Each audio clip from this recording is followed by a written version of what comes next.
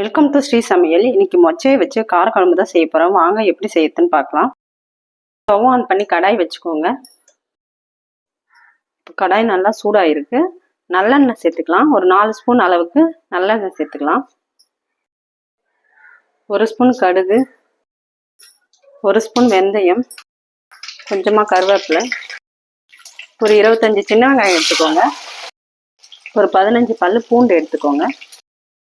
ஒரு பெரிய சைஸ் தக்காளியை கட் பண்ணி எடுத்துக்கோங்க. இப்போ குழம்புக்கு தேவையான உப்பு சேர்த்துக்கலாம். ஒரு 1/4 ஸ்பூன் அளவுக்கு மஞ்சள் தூள். இப்போ கத்திரிக்காய், உருளைக்கிழங்கு, முருங்கைக்காவை நம்ம வதக்கிக்கலாம்.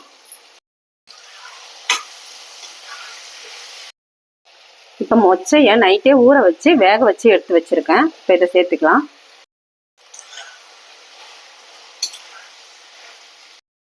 இப்போ காய் நல்லா வதங்கியிருக்கு. ஒரு 2 ஸ்பூன் அளவுக்கு குழம்பு மிளகாய் தூள் சேர்த்துக்கலாம். இப்போ மிளகாய் தூளோட பச்சை வாசனை போகட்டும். இப்போ லெமன் சைஸ் புளியை கரைச்சி வடிகட்டி வச்சிருக்கேன். இப்போ அதே கப்பால் 2 கப் தண்ணி சேர்த்துக்கலாம்.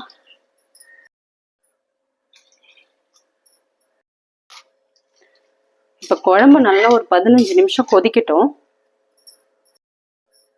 இப்போ மூடி வச்சிடலாம். இப்போ ஓப்பன் பண்ணி பார்ப்போம். குழம்பு நல்லா கொதிச்சிருக்கு. இப்போ 1/4 மூடி தேங்காவை அரைச்சி வச்சிருக்கேன். இப்போ நம்ம இதை குழம்புல சேர்த்துக்கலாம்.